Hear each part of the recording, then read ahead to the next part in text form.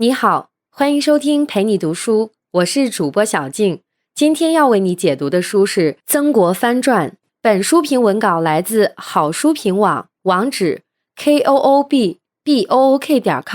本书评传写者丽姐，她是一位非常喜欢历史书籍的小姐姐，希望大家能够喜欢她的讲评。本音频与视频未经许可，请勿转载，谢谢合作。下面我们会用大概20分钟的时间，简单的介绍一下这本书。本书作者是现代作家学者张宏杰，蒙古族，1972年生于辽宁，复旦大学历史学博士，清华大学博士后，就职于中国人民大学清史所。作家莫言评论他道：张宏杰以冷静细致的笔法，把人性的复杂、深奥、奇特、匪夷所思、出人意料而又情理之中表达得淋漓尽致。原本熟悉的历史事实在他笔下呈现出完全不同的面貌，新鲜而又迷人。张悦评论他的作品既有学术研究，又有价值观支撑，还有温暖的人性关照和有个性的表达，与我们有趣、有益、有关。张宏杰写过曾国藩的侧面与正面，而这本《曾国藩传》让我们了解曾国藩的一生，起点极低而抵达的高度很高。读起来加入了作者深刻的理解，会对曾国藩跌宕起伏的一生有详尽深入的了解。我们先来看第一小节，曾国藩初出茅庐，坚忍踏实的卓成之路。曾国藩的爷爷曾玉平年轻时每日厮混，标准的败家子儿。35岁时被别人指着当反面教材来教育孙子，他听到后恼愤不已，然后痛定思痛，幡然悔悟，回家开始正正经经的务农。他日夜苦干，艰苦奋斗几十年，渐渐积累丰厚，从中农变成了小地主。他倾尽财力，努力供儿子曾林书和孙子曾国藩读书，可儿子考了16次都未中秀才，而孙子曾国藩也是考6次都未中。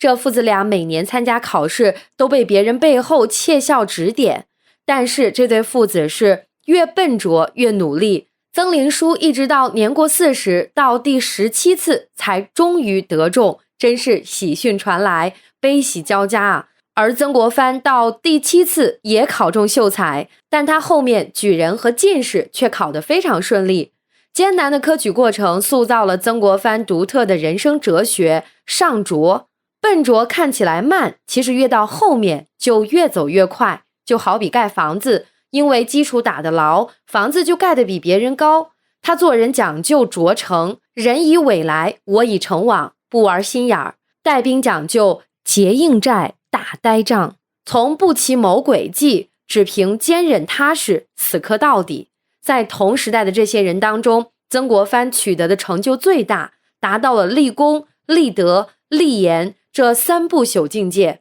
而同时代的左宗棠和李鸿章远不如他，其中的一个差别就在于他们缺乏曾国藩的笨拙精神。曾国藩入翰林院，正式当了京官，翰林院集中了全国精英中的精英，跟他们的学者风范大儒本色一比，土头土脑的曾国藩陷入深深的自卑。曾国藩读的都是应试教育，其他没读过什么书，学识寡陋。如何洗刷自己身上的鄙俗之气，成了曾国藩的新焦虑。人人都有自我完善的欲望，曾国藩在30岁这一年决定脱胎换骨，重新做人，立下了学做圣人之志。入圣之机就是每天写日记，记日记最重要的目的就是反省自己。他通过这种方式对自己的性格脾气进行反省。曾国藩把自己的日记给朋友和家人看，让朋友监督，为家人做榜样。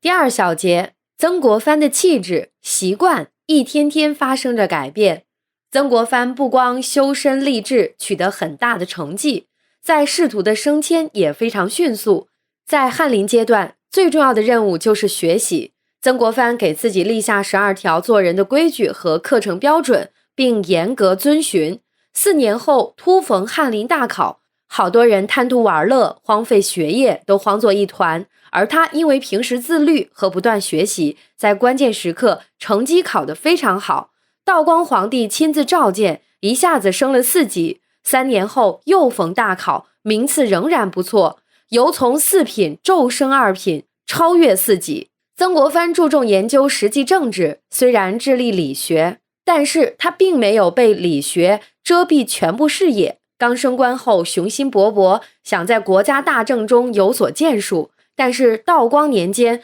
外部鸦片战争让中华帝国臣民的自尊心和自信心受到颠覆性的打击，内部腐败渗透的政治环境让他做不了什么事儿。新皇帝咸丰新官上任3把火，曾国藩接连上书呼吁皇帝大刀阔斧加以改革，但是咸丰皇帝摆出了雄才大略的姿态，但是他其实并没有雄才大略的资质。在强烈的责任感支配下，以谨慎闻名的曾国藩上了一道惊世骇俗的折子，锋芒直指咸丰皇帝的3大缺点。曾国藩直道而行的书生本色，一心为国的耿耿用心，为他赢得了很高的政治声望。但是曾国藩得罪了皇帝，又2次挑战大明大魏者，打破官官相卫的潜规则，把所有的官员都痛骂一顿，说京官办事退缩猥琐，外官办事敷衍，又得罪了普通同僚，几乎成了京师人人唾骂的人物。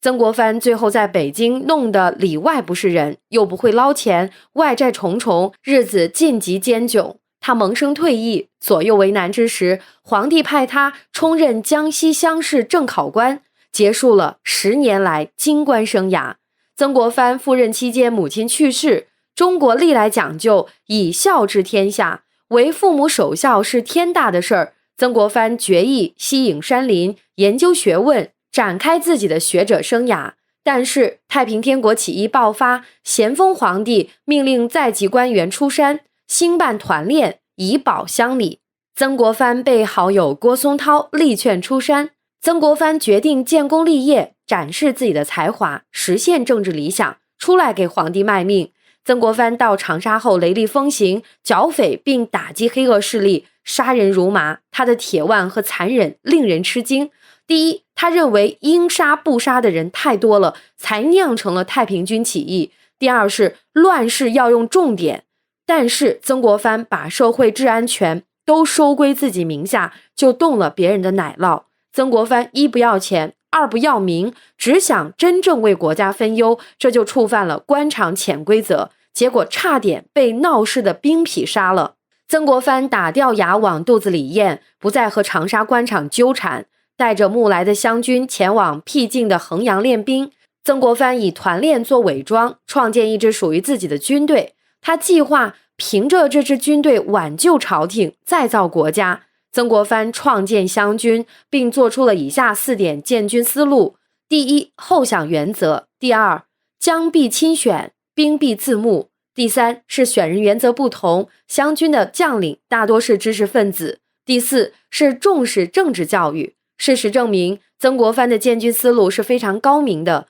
湘军日后的成功正是基于这些制度基础。但太平军不是普通的敌人，他不仅是清王朝的敌人，也是整个传统文化的敌人。洪秀全根据西方的基督教创建了拜上帝会，为了统一思想，宣传中国传统文化均为妖。太平军所到之处，遇到民寺古刹、书院、古迹文物，或者焚毁一空，或者改作兵营、仓库、土场，要焚毁所有中国经典，扫灭所有中国传统信仰。曾国藩是理学家，在他眼中，儒学是天地间唯一的真理。他认为，如果太平天国起义成功，中国将陷入巨大的蒙昧，这是他决定挺身而出抵抗的根本原因。但是咸丰皇帝不断的瞎指挥，想把曾国藩的这点兵当成芝麻盐，需要就撒，撤完拉倒。曾国藩认为他的军队是天下全部的希望，绝不能轻易孤置一注。面对皇帝不停的催促，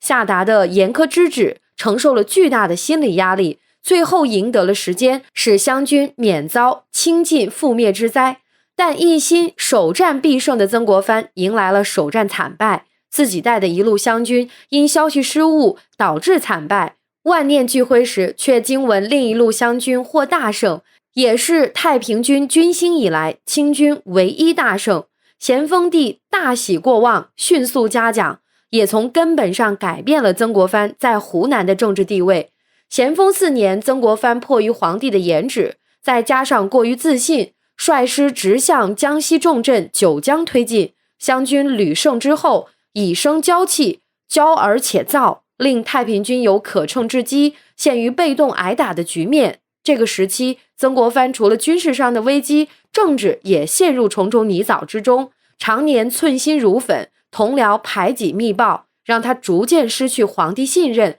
拿掉了兵权。曾国藩在家举动大异常态，整日生闷气，在极端痛苦中看了朋友推荐的老庄著作，让他恍然见到了另一片天地。几千年前的圣人之言给了他意想不到的启示。曾国藩静下心来反思，并致信各位好友，让大家给他多提意见。反复阅读好友来信和回忆既往，越来越清楚地看到了自身的致命弱点：太自傲，太急切，一味蛮干，一味刚强，偏激好名，常以圣贤自命，而以小人目人，面色如铁，话语如刀。曾国藩大悔大悟，思维方式发生了重大转变。2年后被皇帝重新启用后，曾国藩变了，变得和气、谦逊、周到。他努力包容那些丑陋的官场生存者，此举让他在官场上如鱼得水，备享比以前大为顺利。第二，他对皇帝不再那么直言不讳，而是学会了打太极拳。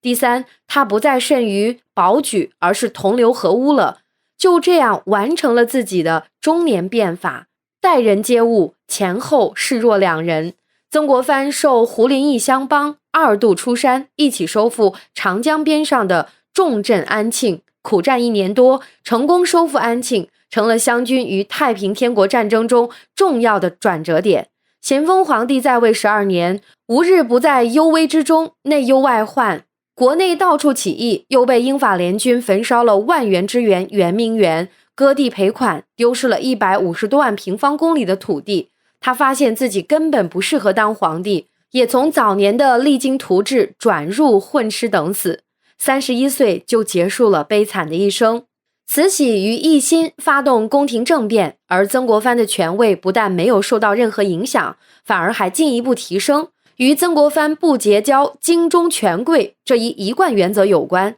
在一心和慈禧的联合主政下，曾国藩得到了坚定的支持。可是看起来万事俱备，天时地利人和拮据，然而大功克成之际，往往烦恼尤多。攻打南京城是平定太平天国最后的战役。曾国藩的弟弟曾国荃一心要夺天下第一功，年轻见识窄，看事过于简单，好大喜功。他急于复制安庆的辉煌，违抗军令，一路猛攻，与花台恶战成了曾国藩人生最焦灼的46天。曾国荃苦苦鏖战，围打了南京城2年多，疯狂开挖了几十条地道，终于有一条侥幸穿到城下，终得攻破。曾国藩一时万端交集，喜剧悲欢。湘军平定太平天国到底是功是过？长久以来众说纷纭。太平天国最大的问题是要毁灭全部中国文化。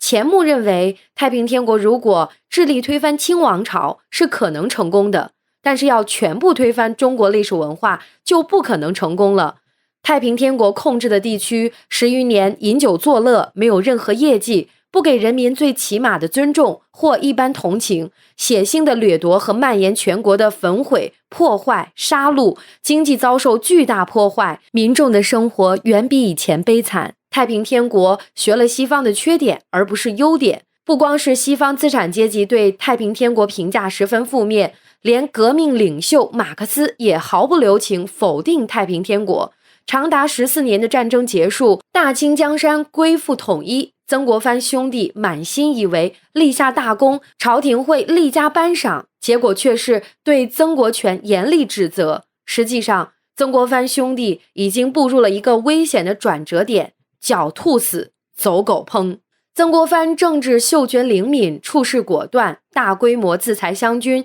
完成了政治上的退却，缓和了同清朝政府的矛盾，巩固了自己的地位。太平天国是中国历史这出老戏中常见角色，官逼民反，无代无知。洋人则是这片舞台新出现的事物，中西方武力差距极其悬殊，如同幼儿面对成年人，并不在同一个水平面上。曾国藩的国际观最初和绝大帝国官僚没什么两样，那就是天朝高高在上，外夷自应该俯首称臣。在第二次鸦片战争后，曾国藩的对外观念和思路发生了巨大转变。他遇事喜欢深思，寻求从根本解决问题。除了仔细阅读很多外国人相关的书籍，他还努力接触西洋事务。第三小节，曾国藩的外交观念。曾国藩形成了3个与当时与众不同的外交观念。第一，打破无知妄为，不能强迫一个比你强大的人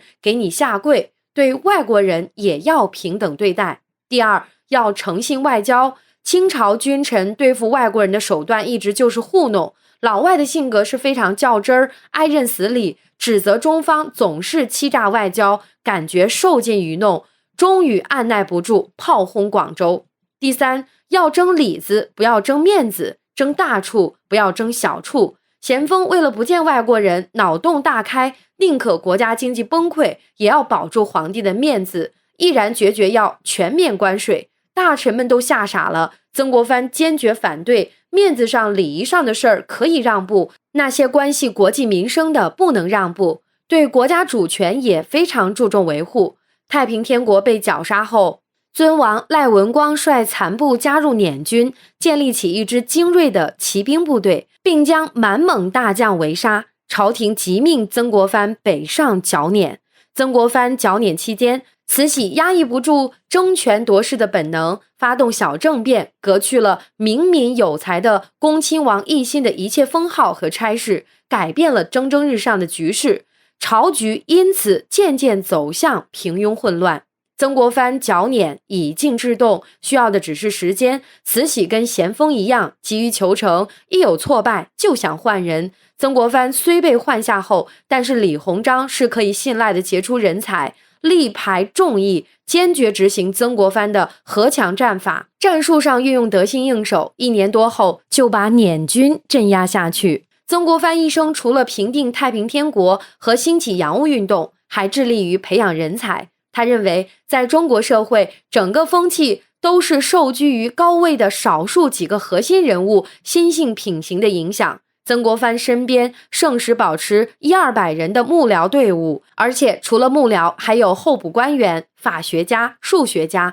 天文学家和机械师等等。中国当时一切出类拔萃和著名的人物都被他的品德和声誉磁石般的吸引。曾国藩对待下属就如同老师对待学生一样，按期组织考试，深夜批卷，还有面授，通过谈话反复开导。曾国藩认为，天生大才极少，中等以下人才都可以通过培养、教育造就出来。对李鸿章这块美誉，曾国藩精心训导，尽心雕琢，身体力行，努力以自己的表率来影响李鸿章。而李鸿章也顾全大局，从来没有跟曾国藩撕破脸，懂得有进有退，知道感恩，这是与沈葆桢和左宗棠最大的不同。捻军平定，曾国藩调任直隶总督，赴任期间考察直隶的吏治风气极坏，他对当场官员痛加整顿，淘汰劣员，清理积案。他的所作所为给全国各省树立了良好的榜样。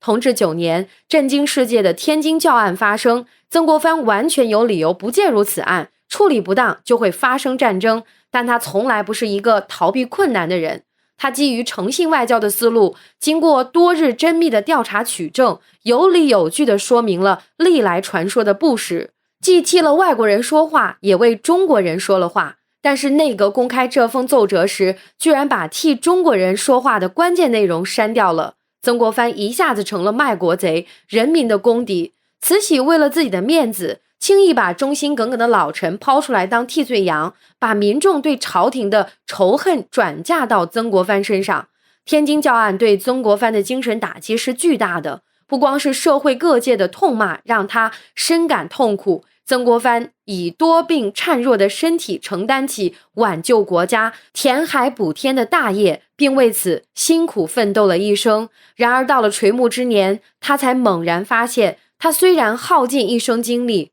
但这片天自己补不起来了。他用尽全力，又在洋务上做了一件大事，那就是奏请派出第一批官费留美学生，派这些学生远赴外国学习，才能取得远大的发展，推动这个古老而多灾多难的国家向前走一步。晚年的曾国藩虽然已经灯枯油尽，仍然勤奋有恒，直到生命的末尾，曾国藩仍然没有停止高强度的工作，也没有停止自省。同治11年2月初4，曾国藩为了这个国家耗尽了最后一滴心血。这本书讲的差不多了，好了，我们简单总结一下，传统的人格之美集中在了曾国藩身上，立功、立德、立言，曾国藩全做到了。曾国藩用自己的一生证明人的意志力所能达到的高度。曾国藩跌宕起伏的一生令人感慨万千，他志存高远，方得始终。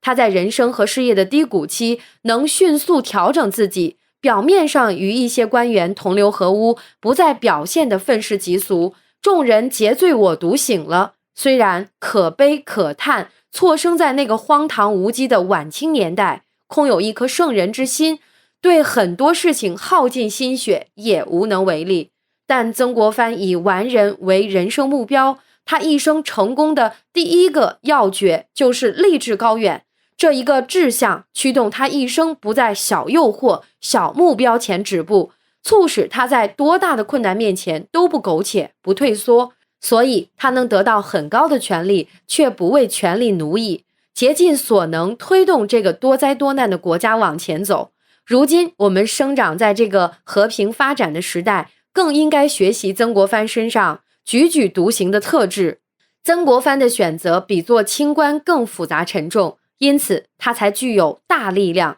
才能成就大事业。辍取权力，既不要光想着为自己做谋取私利的事，战战兢兢却早早落马，留下贪官污吏的骂名，也不要做海瑞式的清官，衬托他人的不洁。空有抱负，却处处受限，被排挤打击，根本做不了改革国计民生的大事。即使你痛恨不平，愤世嫉俗，但更要立志高远，同时韬光养晦，不断学习和自省，争取强大和卓越。这样当你得到权力或者有所成就的时候，才不会被权力羁绊和奴役，真正是权力为之所用，亲之所用。希望这样的人越来越多，吾辈当自强，滴水汇成大海，推动国家和民生强盛，让那个可悲可笑的荒唐年代离我们越来越远，让未来可期。以上就是本书的全部内容，感谢关注陪你读书，欢迎点赞分享，